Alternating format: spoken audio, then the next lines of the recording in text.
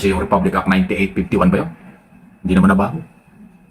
Na ginamit ng gobyernong Pilipinas para i-turn over sa ICC, ito si Duterte. Yun pa rin ang gagamiting batas, lalo na kung may warrant of arrest galing sa Interpol para hulihin at ipadala si Bato de la Rosa.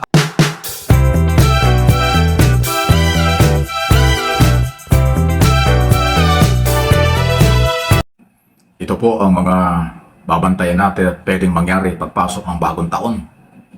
Second impeachment laban kay Sara Duterte.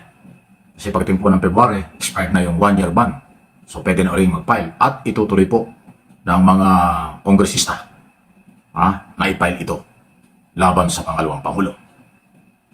At maliban sa impeachment, isa rin po na kakarapin ni Sara Duterte ay ang mga kaso sa Ombudsman. Na-file na po, may nag-file na ng mga kasong graft and corruption laban kay Sara Duterte before Office of the Ombudsman.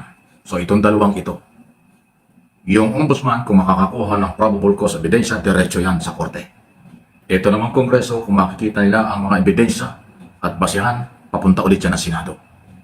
Hopefully maaayos na ito at hindi na masilip ng Supreme Court na labag sa batas ang proseso. Kasi yung nakaraan walang nangyari dahil labag daw sa saligang batas ang proseso. Hindi daw po napagbigyan ng pagkakataon si Sara Duterte, Vice President, na humarap sa public hearing ng Kongreso. So itong magpapay ng impeachment, alam na nila yan. Dadaan sa Committee on Justice, bibigyan ng pagkakataon si Sara na sumagot, bago kung kinakailangan magdesisyon ng komite, dahil sa plenaryo, magbotohan, bago i-transfer sa Senado. So susundin, kaya medyo masalimot, susundin ng Kamara yung bagong proseso na ginawa nitong si Justice Leonen. Kakaiba itong proseso ng impeachment ngayon kumpara sa dati. Kaya aabangan natin yan. At yan po yung mangyayari pagpasok ng bagong taon. Abay, napakabilis ng panahon. Pagdating kasi ng February 3 o 6, expired na yung 1-year ban. So pwede ka na uli mag-file. At mukhang pinagkahanda na po ito ng mga abogado, civil society, marginalized sector, religious organization na dating complainant. Yung na-archive, di ba? Kanya tandaan yan. Tatlo yung nag-file ng impeachment laban kay Sara Duterte noong nakaraang taon. Pero in-archive yan. Ang binigyan ng priority ng Kongreso ay ang complainant ay mga congressman. At yun ang nakita ng Supreme Court na labag daw sa saligang batas kasi hindi dumaan sa proseso. Dahil dyan, itong tatlong original na complainant, civil society, leader ng mga abogado, marginal sector, ang sila ulit magpapile ito pagdating ng February. Iyon naman pong kaso sa Ombudsman ng graft and corruption ay tungkol pa rin yan doon sa, lalo ngayon may bago na naman, overpriced umano ng motorsiklong binili, camera, laptop, naku, milyon-milyon. Iba pa yung confidential fund, intelligence fund, at iba pa po yung issue na hindi pa naman tapos, corruption sa Department of Education. So, yan po yung ating aabangan pagpasok ng bagong taon. Siguradong susundin ng Kongreso ang bagong policy na sinabi ng Supreme Court para hindi sila masilip na labag sa batas or unconstitutional ang pangalawang impeachment. Kaya iritang-irita rito ang mga Duterte, lalo na si Sara Duterte dahil ayaw na ayaw niyan. Hihirapan yata siya magpaliwanag dyan at hindi naman pwedeng siya masunod. Ang masusunod, ebidensya, base sa hiharap ng complainant. Abangan. Ayan. Samantala, ano ito? Department of Justice. Yan, ito yun. Warrant of arrest.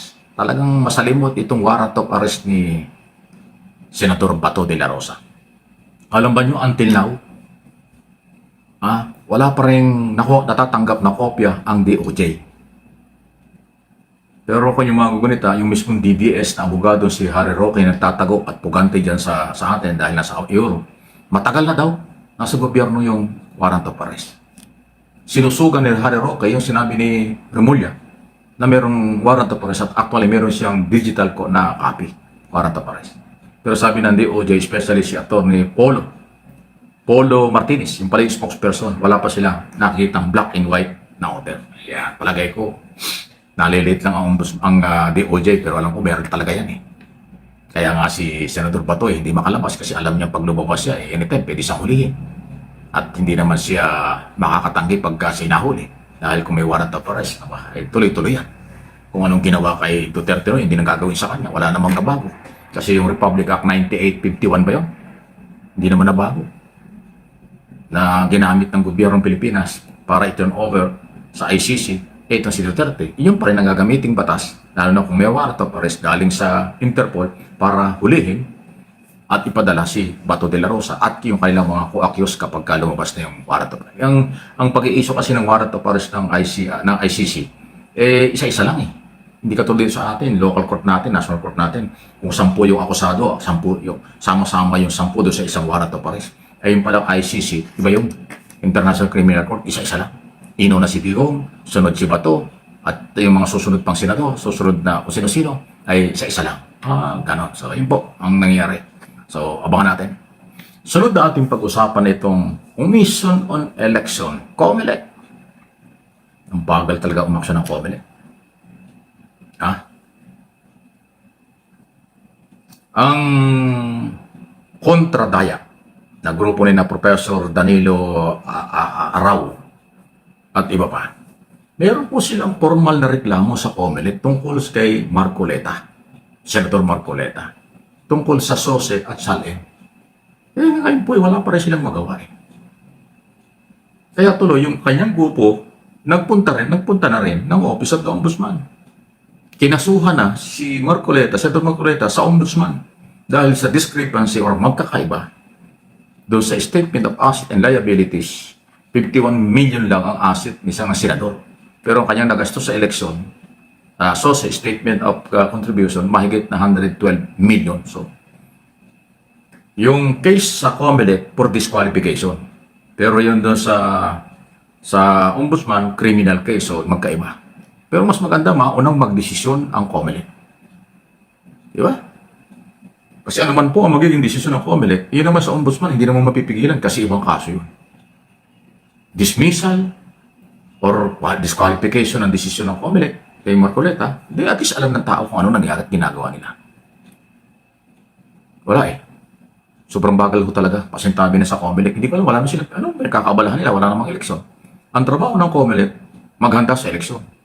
At pagkatapos ng eleksyon, ay yung mga kaso-kaso na lang. At pagpapatupad ng batas kung sinong may violation tungkol sa sobrang maling kampanya, maling paggastos ng pera at iba pa. Yun lang eh. Pero ngayon po, hindi nila maayos-ayos. Ewan ko. Nako, Chairman George Erwin Garcia, nung araw, bilib ako sa iyo eh. Masipag at mabilis. Pero ngayon, bakit pagka mga senador ng incumbent ang iniimbestigahan? Parang hindi kayo makagalaw dyan. Takot pa kayo sa mga senador? O wala kayong takot sa mamamayan? Ang mamamayan nagpapasuldo sa inyo, mahalaga pong makakuha ng maayos na performance galing sa mga magigiting na opisyal ng COMELEC. Paki na lang po. Panawagan lang ito. Opinion lang po ito. Kaya huwag kayo magagalit.